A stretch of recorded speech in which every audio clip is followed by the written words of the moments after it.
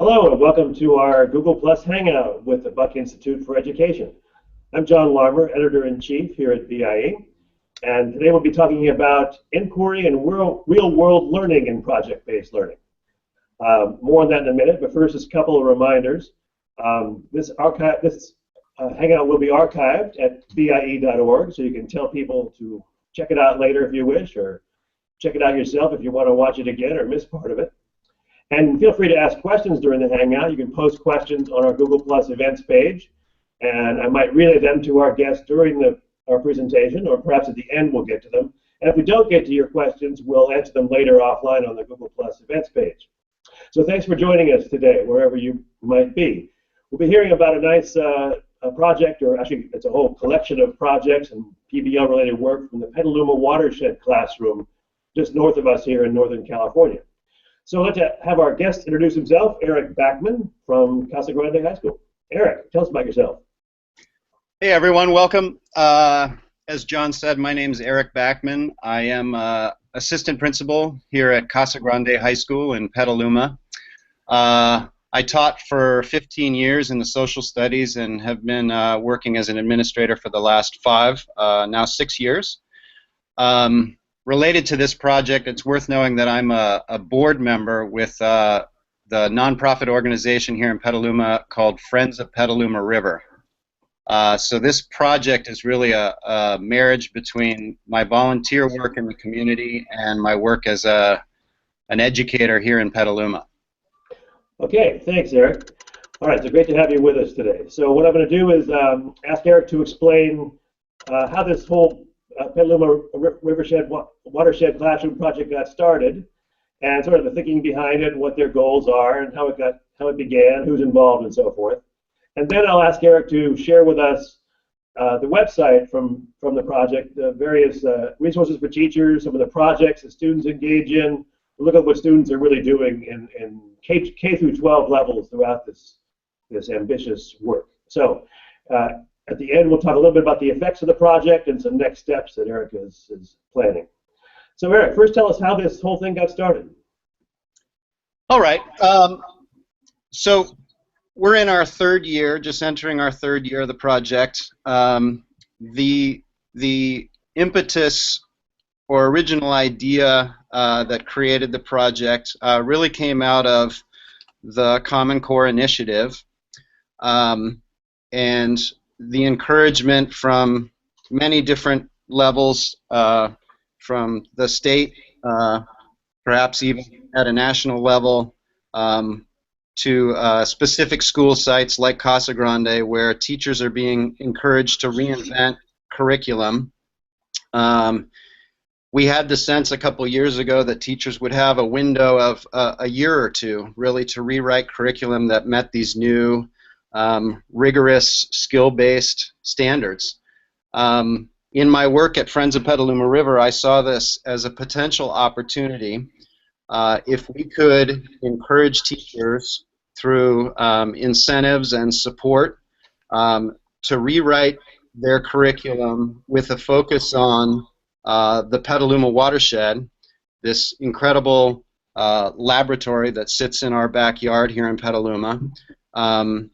That we might be able to get teachers to create new Common Core curriculum that not only focuses on the watershed, but is project-based, is extremely relevant, and could offer students the opportunity for real, meaningful field work. It's worth noting that I've done some work with Buck Institute in the past. They've been good enough to lead some workshops here at CASA 3 times over the last 4 years. That's our lunch bell. You'll have to excuse us. So Buck Institute has been here at CASA. I'm familiar with their work, and at the very beginning, the first ideas of this project, I wanted to be sure to include the elements of project-based learning.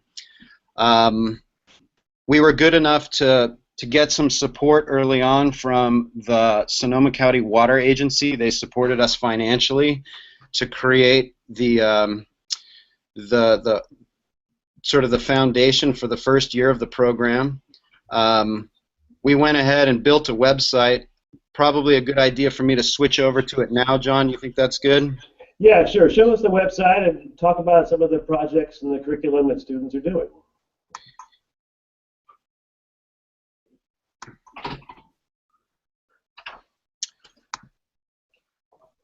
Okay, can you all see the website? That's good. Okay, so back to the beginning of the story, we got some financial support from the Water Agency. It's worth noting, I think, to everyone who's interested in outdoor education right now, particularly education focused on water, that it's a unique time, an urgent time, given the drought, given the reality of climate change. Incredible development here in the North Bay. Everyone is focused on water, so we're finding that it's easy to get a lot of support and interest from stakeholders focused on water issues. So from the very beginning, we created an application process which you could access on the website. We're at watershedclassroom.org. We reached out to teachers grades kindergarten through 12th grade. You'll see on the application, which was developed with the Buck Institute project-based learning in mind. We also are focused on concepts of geoliteracy, which comes out of the National Geographic Foundation, their education sector. You'll see elements of Common Core that are required, field work that's required. So we encourage teachers at all grade levels to submit curriculum proposals. The proposal is the application. And when a teacher is accepted into the program, they're given a $500 stipend that is just payment to teachers to recognize their professionalism. We also created this website as a means of capturing what teachers are doing, what their students are accomplishing, and to create a set of resources that teachers are interested in. So very quickly, I want to share, here's links to each of the 8 projects. Again, this is now in our 2nd year, and we're doing outreach for our 3rd year. So currently we have teachers in the 3rd grade, in the 4th grade, and we have teachers grades 9, 10, 11, and 12 participating. There are 8 projects representing 18 different teachers from 6 different schools in Petaluma. All of the projects are interdisciplinary. All of them are utilizing aspects of project-based learning. All of them are Common Core ready, and all of them have a requirement of engaging students in out of the classroom field work at least 3 times. We have built some incredible teacher resources to support teachers. I want to show everyone very quickly a Watershed timeline. So with the help of the Sonoma County Library, we have curated a timeline for teachers to use, which gives a brief sort of history of key events that have happened along the Petaluma River. It begins with the Miwok Indian. As you move all the way through it, you'll see it's hitting on some major standards in both the social studies and in science. So any one of these slides could represent a lesson, a project in and of itself. Part of the idea here is to create tools that teachers can use, but not to tell teachers how to use them, which has been a really important driving message for us in our creation of the project. So that shows you a little bit of the timeline tool. Perhaps more interesting than that, you see reference to this Watershed Atlas, which is blocked here in the library. Let me see if I can access it from here. Yeah, I'm sorry, folks. We have a new bandwidth that's just been put in, and sometimes it's blocking certain sites on our website. So I want to encourage everyone to check out the Watershed Atlas.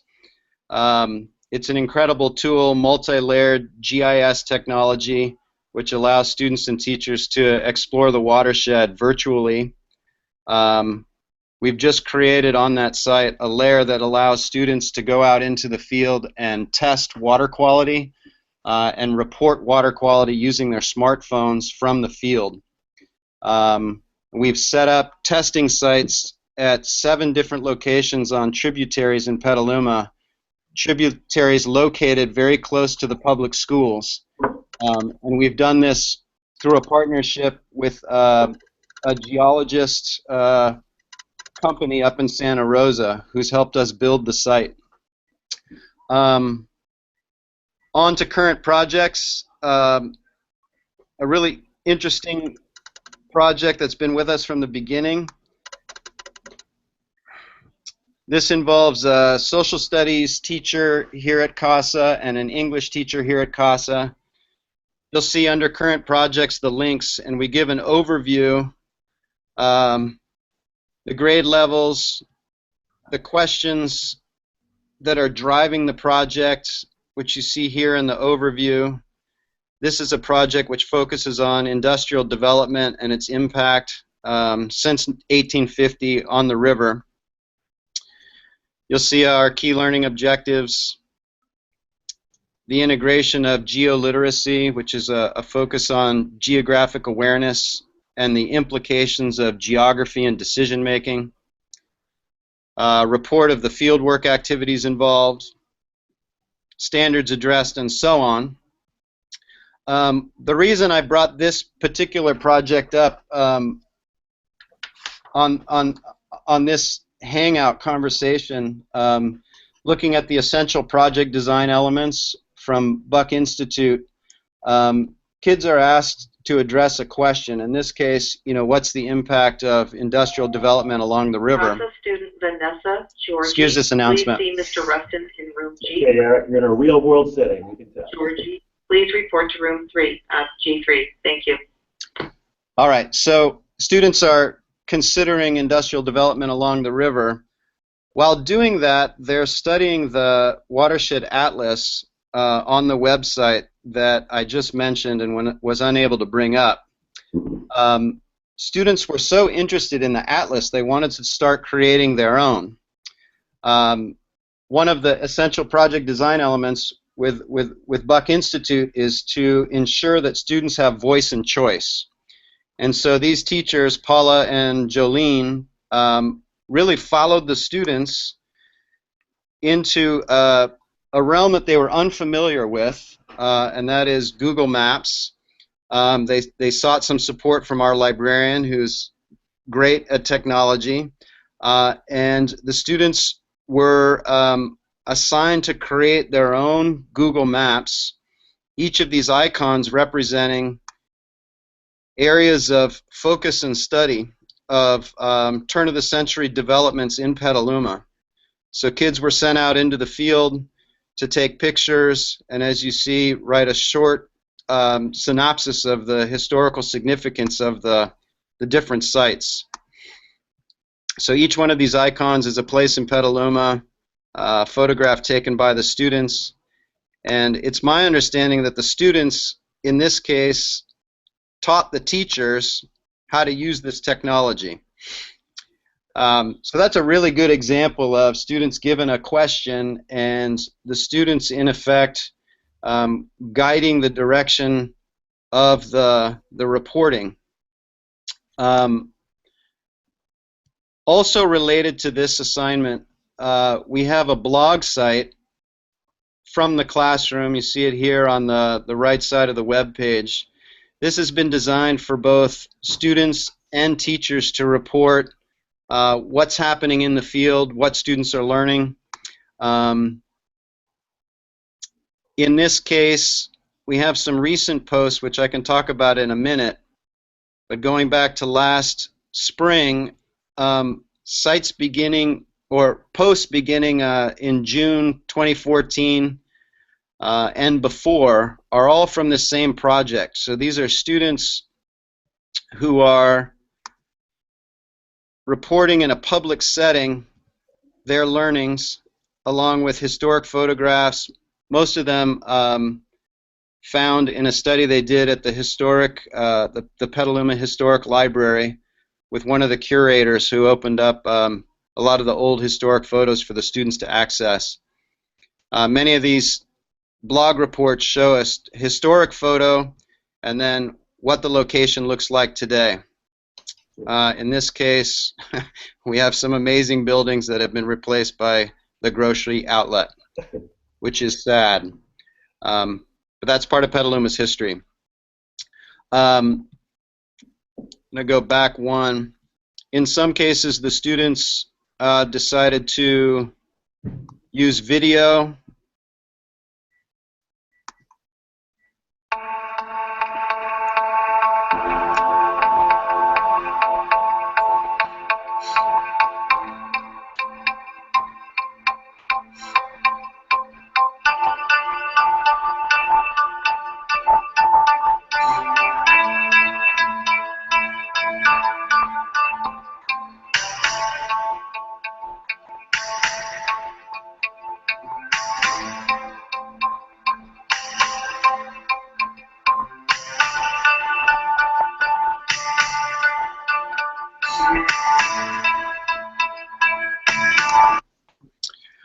Yeah, so that's an example of video. There are a handful of other videos that the students shot that are up on the blog site.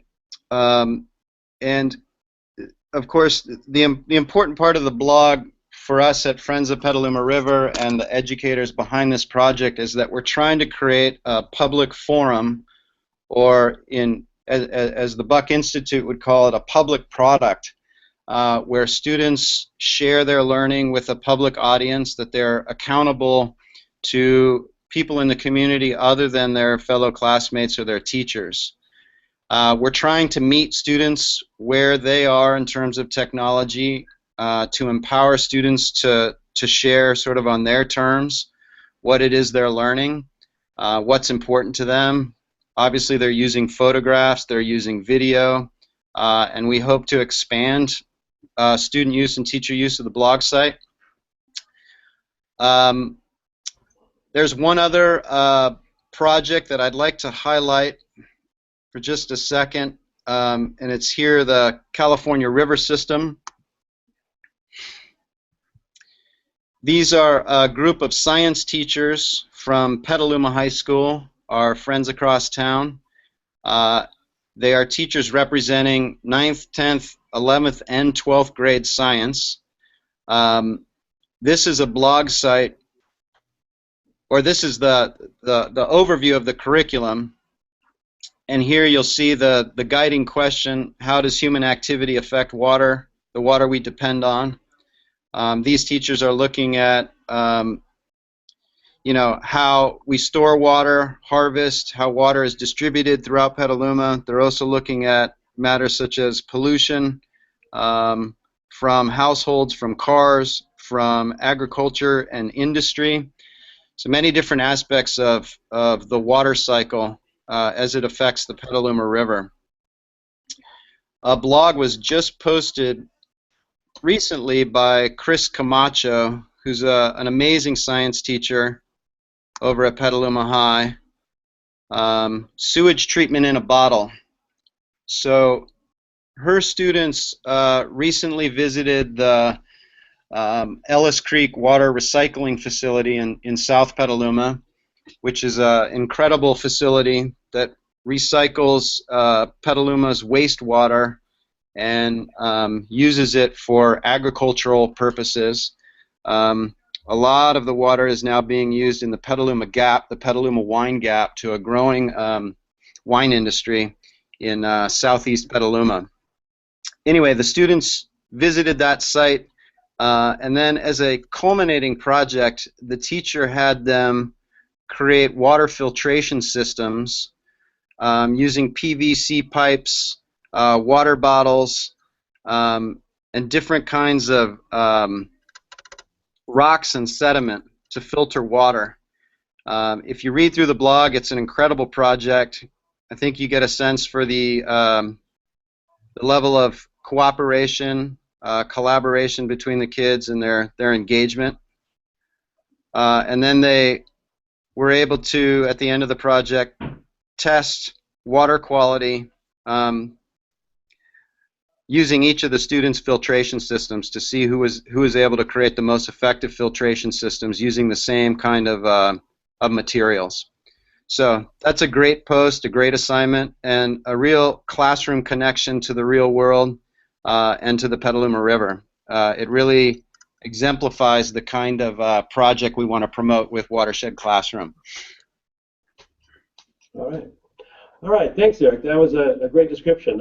I recommend that viewers check out that website. There are a lot of interesting projects on there. I like the one that second and third grade students did, where they created a public service announcement with a song and some images of litter and pollution in the river and its effect on wildlife. So it's a cool little video. So I look forward to onward and upward with this effort, Eric. It sounds like you guys are off to a good start, and we hope our workshops with the teachers go well this summer, and we'll see more and more projects on this site. So what are you thinking in terms of next steps for this whole project? And you mentioned assessment earlier when we were talking. Yeah, so we have just commissioned a group of teachers to create assessments K through third grade, fourth through sixth, a junior high assessment, and a secondary assessment. We've just finalized the secondary assessment and have it up on the site. People can check it out. It is an assessment which tests students' knowledge of geography. You can see one of the maps here and the different sites. We want to make sure kids in Petaluma understand where they are in terms of the greater Bay Area, with an emphasis on water systems, the Pacific Ocean, San Francisco Bay, San Pablo Bay. That's a piece of the geoliteracy education from National Geographic.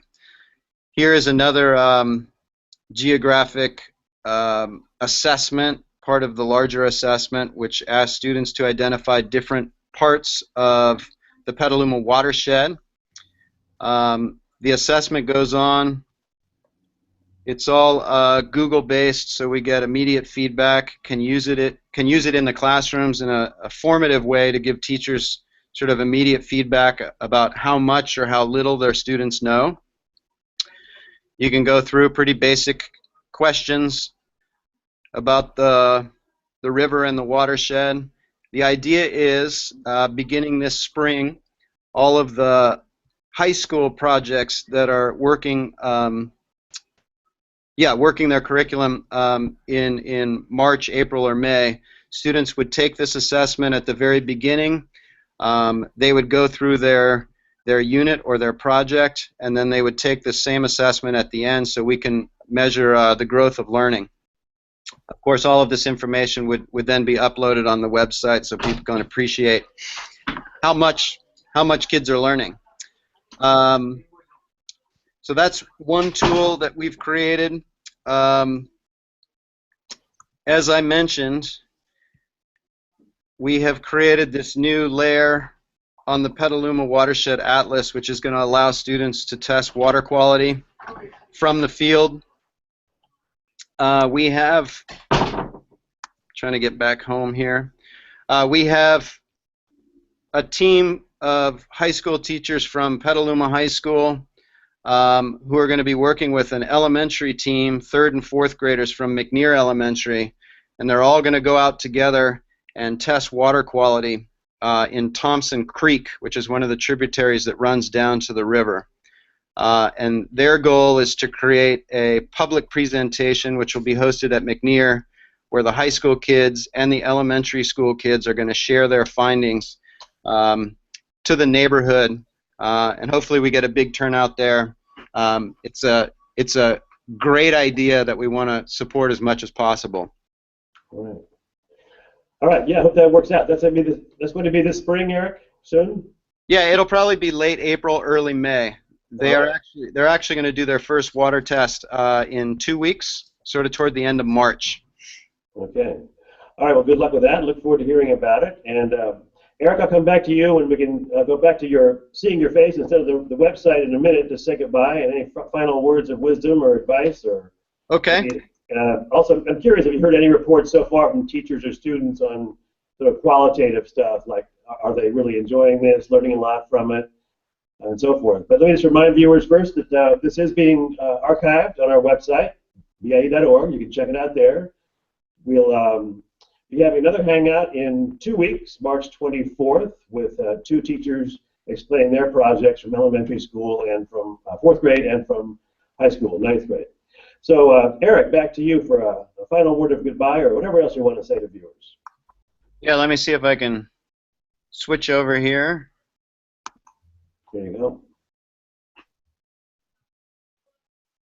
I don't know if oh, here I am. Okay, well, I guess where I'd like to leave things is the amazing thing about this project has been, as I indicated before, the level of interest from community supporters. If you look on the website, there's actually a link to community supporters, but the project has become a marriage between, the public school system. Buck Institute has been a strong supporter. The school district has become a strong supporter. We're now getting interest at the county level, Sonoma County Office of Education.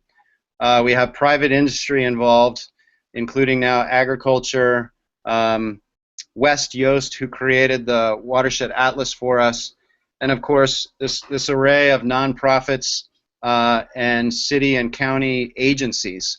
And what we're finding is that I think with the interest of having students learn about something that is increasingly relevant and local, our river and watershed, at a time when given climate change and the drought, the questions around water are really relevant. Back to Buck Institute, the importance of presenting students with relevant questions for which there aren't necessarily right or wrong answers. I think that's important, the open-ended question with room for interpretation, critical thinking, discourse, and conversation. So we're trying to do that. I think the growth of the program speaks to the community's enthusiasm for it. We've gone from 4 teacher teams. We doubled it in the second year to 8 teacher teams. We now have about 1,500 students who are going to do field work this school year. We've just sent out and opened the window for applications to teachers throughout the district. We'll see how many applications we get back. Our goal is to go from 18 teachers this year to 30 teachers. It's worth noting that in June, the first week school gets out, we are bringing Buck Institute to Petaluma to lead a 3-day project-based learning workshop with all the Watershed classroom teachers.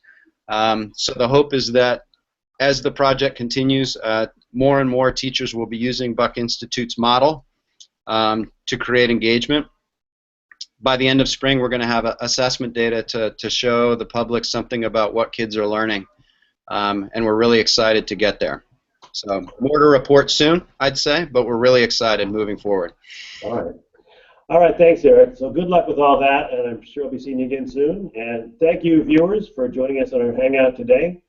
We'll see you in 2 weeks, same time, same day, Tuesday, March 24th, with 2 good projects from our national faculty teachers. See you then. Thanks. Bye-bye.